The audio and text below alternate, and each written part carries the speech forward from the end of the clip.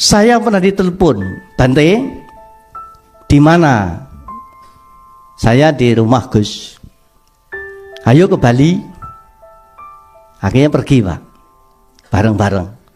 Tadi sama-sama naik pesawat, hanya pesawat yang berbeda. Gus Dur ada yang awal, nah saya tidak ada yang awal, saya jalan sendiri. Mendarat jam 11 malam di Ngurah Rai. Kita juga nggak tahu acaranya apa, pokoknya kalau ditelepon diajak pergi ya pergi saja.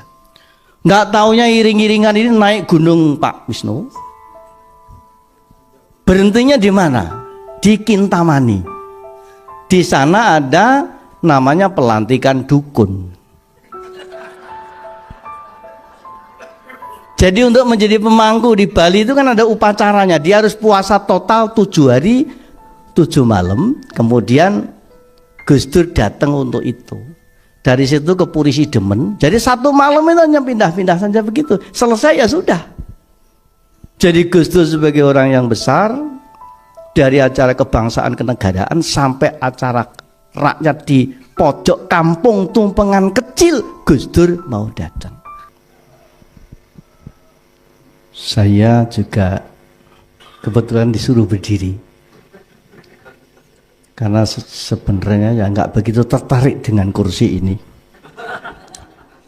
mengingat sudah terlalu banyak yang rebutan kursi.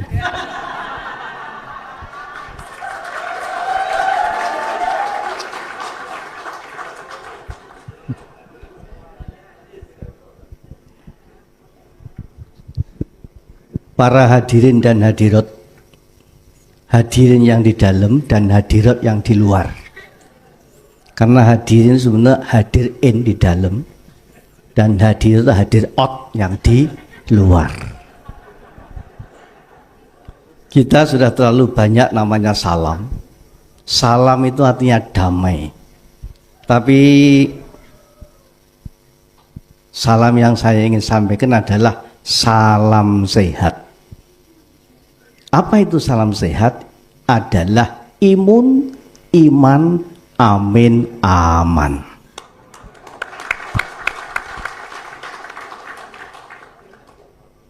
Saya diminta untuk menyampaikan pengalaman hubungan bersama dengan Gus Dur. Yang pertama, sama-sama lahir di bumi Jawa Timur.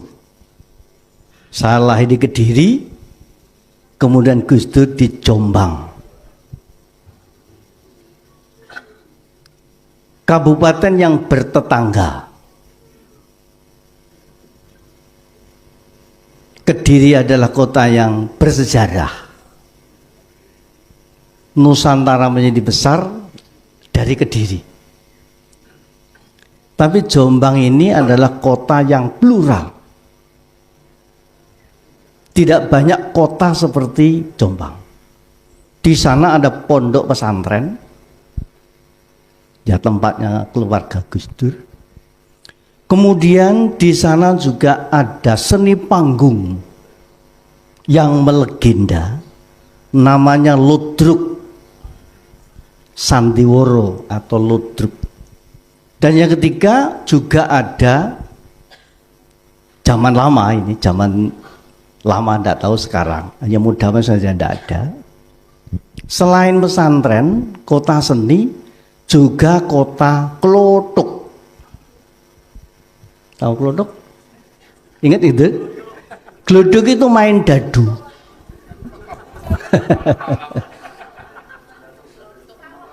Jadi kalau yang pernah ikut atau sejaman dengan itu namanya main dadu, biasanya ada tempurung kelapa, terus yang didesain yang sebegitu hebat, lalu di dalam itu isinya 3 dadu, dan dimainkan begini Pak Rudi, Klothok. Nah, sampai itu namanya Klothok.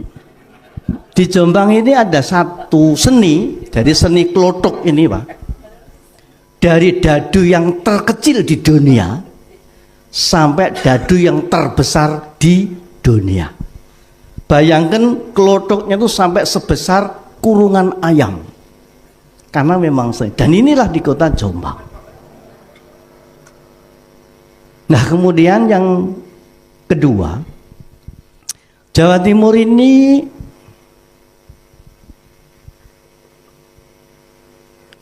ada penulis barat yang menyebutkan adalah kota, namanya kota gila semangat. Sementara ada kota yang gila pangkat. Ada juga kota yang gila hormat. Kalau Bali, tapi tidak boleh ngomong sama Pak Wisnu, gila jimat.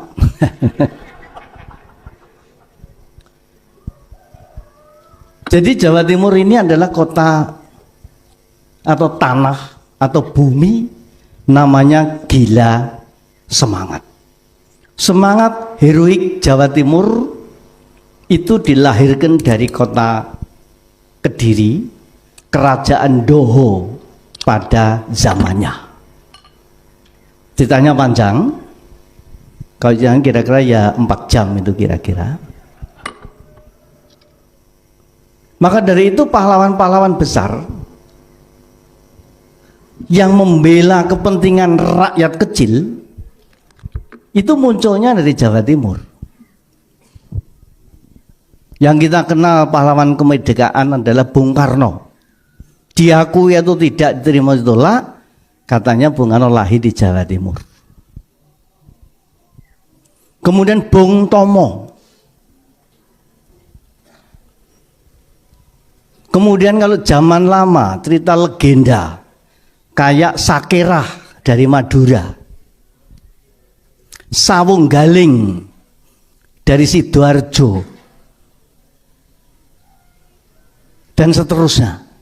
Ini adalah lahir di bumi Jawa Timur. Gus Dur juga lahir di Jawa Timur. Berbeda dengan pahlawan besar yang ketika Belanda menghadapi sampai hampir bangkrut, tetapi keperjuangannya itu bukan untuk membela rakyat banyak, rakyat kecil. Dia karena tersinggung oleh program Belanda ketika membuat rencana rel kereta api, sengaja jalurnya dibuat nembus rumahnya. Dan itulah akhirnya orang yang tersinggung, kemudian reaksi, Belanda hampir bangkrut. Jadi dia melawan, dia berperang demi kehormatannya. Beda dengan Sawung Galing, Sakerah, Bung Tomo, Bung Karno, dan Gus Dur. Dan Gus Dur sulit Pak dicarikan padanannya. Saya sudah keliling 2/3 dunia.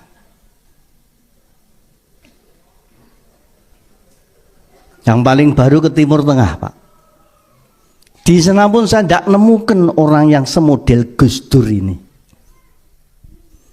Nah karena itu kalau pada zaman lama, Gus Dur ini ada semacam pesan, yang pesannya itu izin, Gus, kalau salah tolong dibenerkan. Nggih, Ramo. Nggih. Ini orang bule yang lebih Jawa dari orang Jawa ini. Tadi omong-omongan pakai bahasa Jawa halus banget. Karena memang suaranya juga bisik-bisik, jadi halus banget. Dedalane kuno lawan sekti, kudu andhap asor, wani ngalah luhur wekasane, tumungkul yen dipun tukani,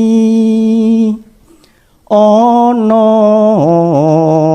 bapang den singkiri ana catur mungkur. Dan ayat ini yang diayati oleh Gus Dur.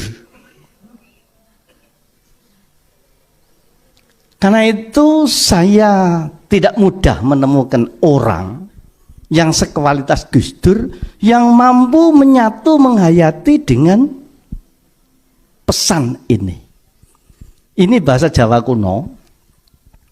Dedalane guna lawan sekti. Kalau orang itu mungkin menjadi berguna dan punya sakti, pesan yang baris kedua, kudu andap asor.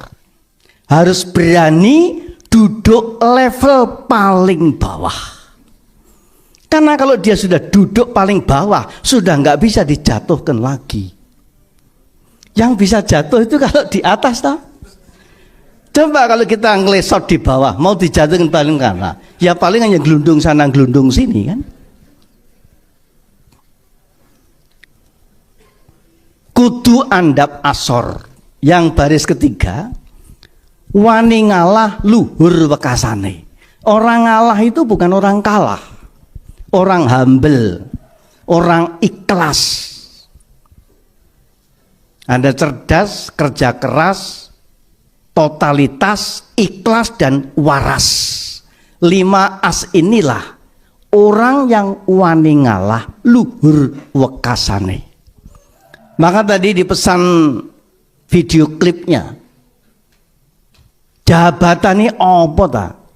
Itu kan kata-kata Gus Dur. Karena ini wani ngalah. Padahal untuk sementara orang yang namanya jabatan, namanya kedudukan, itu diperebutkan sampai menjadi tematik peradaban dunia. Peradaban dunia ini yang selalu dicatat adalah 3 ta. Harta, tahta, wanita. Cinta. Nah, satu lagi tapi tidak boleh ngomong ini, Toyota. Tapi tidak boleh ngomong ya. Cinta itu cerita indah tanpa akhir.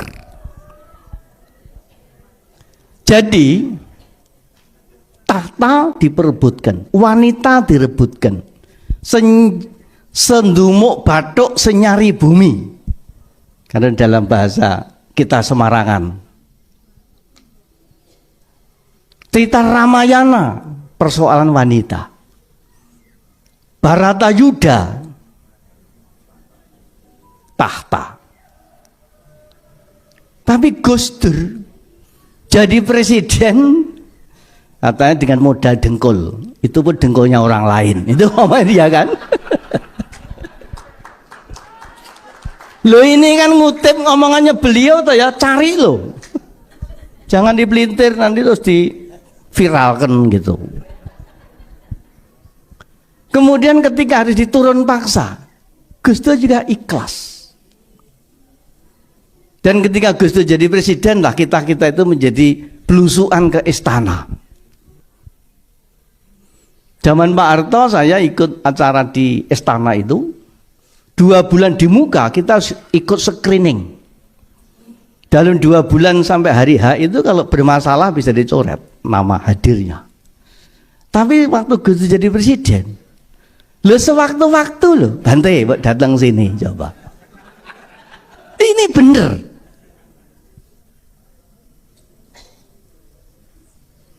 Baik resmi waktu auden atau informal datang di satu ruang.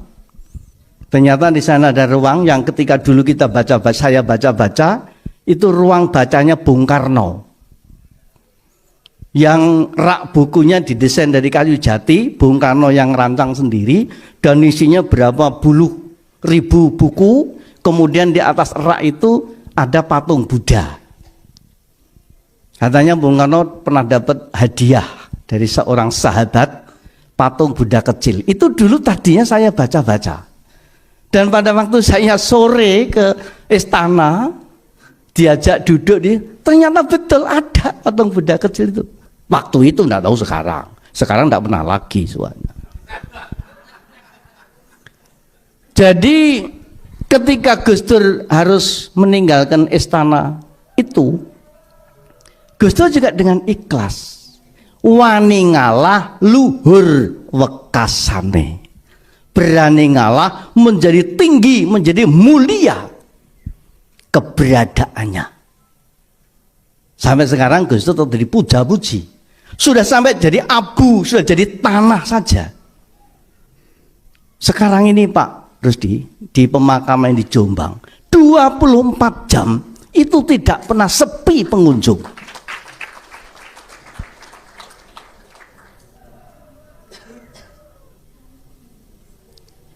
Dan yang ketiga, ono bapang dan singkiri.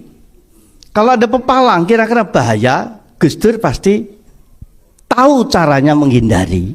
Sehingga Gus Dur punya istilah menolak tetapi tidak menyinggung.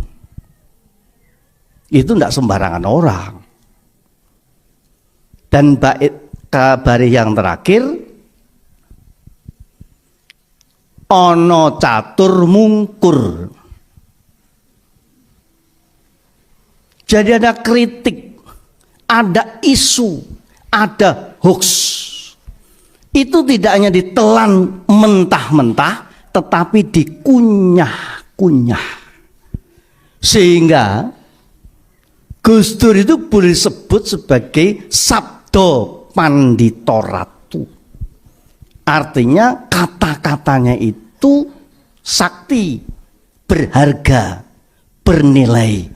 Karena hanya yang penting-penting bicara.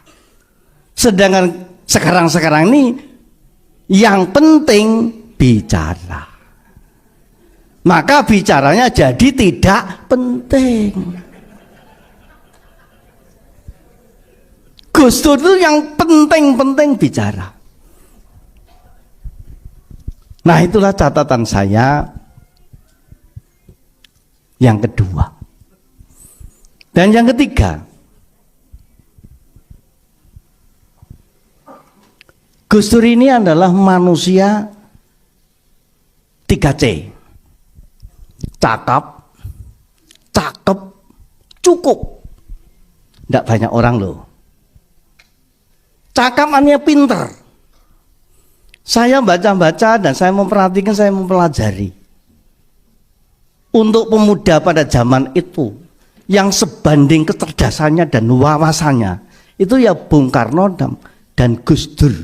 Itu perpustakaan berjalan. Maka Gus Dur adalah orang yang pintar, terpelajar, bisa membaca menulis lancar, tidak buta huruf. Yang kedua, cakep, ganteng. Gus Dur waktu mudanya ganteng, wong saya sejaman. Sebelum saya jadi biku, masih di rumah Kediri, sudah sering tiktokan kalau zaman sekarang. Sesama anak Jawa Timur. Saya Kediri, Gus Dur di Jombang. Ganteng, gagah, pidekso. Maka yang ketiga adalah cukup. Gus Dur itu, maaf kalau beliau ngomong, pengen tapi tidak pernah minta. Dan Gus Dur lebih senang memberi daripada minta-minta. Karena Gus Dur tahu barang siapa memberi mendapatnya lebih banyak. Ini dipahami betul oleh Gus Dur. Maka Gus Dur dimanapun menjadi pemberi, bukan peminta-minta. Maka cakep, cakep, cukup. Tiga yang kalau Gus Dur itu adalah orang yang pinter, bener, kober. Pinter secara keilmuan, bener bisa diterima oleh banyak orang. Kober artinya entengan, peduli, care. Kepintarannya Gus Dur tidak diragukan, benernya bisa diterima oleh banyak kalangan.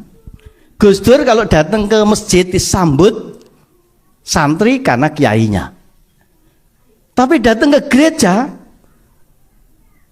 disambut sama jemaat gereja. Datang ke wihara disambut oleh umat wihara dan para biku. Ketika beliau masih ada, karena ternyata begitu saya ke Jakarta dapat tempat bertetangga Pondok Labu dengan Ciganjur, sehingga Gus Dur ya makan siang di Pondok Labu, ya saya diajak makan siang di sana. Tetapi saya selalu telat makan, karena saya makan jam 11, acara makan jam 1.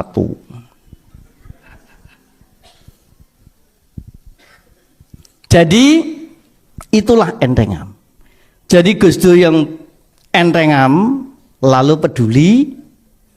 Dan yang ketiga ada nama entengan itu. Satu waktu saya pernah ditelepon, Bante, di mana? Saya di rumah Gus. Ayo ke Bali. Akhirnya pergi, Pak, bareng-bareng. Tadi sama-sama naik pesawat, hanya pesawat yang berbeda.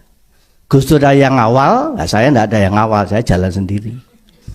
Mendarat jam 11 malam di Ngurah Rai. Kita juga nggak tahu acaranya apa. Pokoknya kalau ditelepon diajak pergi ya pergi saja. Nggak taunya iring-iringan ini naik gunung Pak Wisnu. Berhentinya di mana? Di Kintamani. Di sana ada namanya pelantikan dukun. Jadi untuk menjadi pemangku di Bali itu kan ada upacaranya. Dia harus puasa total 7 hari 7 malam. Kemudian Gus Dur datang untuk itu. Dari situ ke Puri Sidemen. Jadi 1 malam itu hanya pindah-pindah saja begitu. Selesai ya sudah. Jadi Gus Dur sebagai orang yang besar, dari acara kebangsaan kenegaraan sampai acara rakyat di pojok kampung tumpengan kecil, Gus Dur mau datang. Maka dari itu mari kita cari orang yang kayak Gus Dur. Kalaupun tidak ketemu sosoknya, minimal idenya. Cakap, cakep, cukup. Pinter, bener, kober. Terima kasih. 3 itu Pak, catatan saya bersama dengan Gus Dur. Sejak saya di rumah belum jadi biku, sampai menjadi biku dan bertetangga. Saya di Pondok Labu, Gus Dur di Ciganjur. Sampai sekarang. Terima kasih.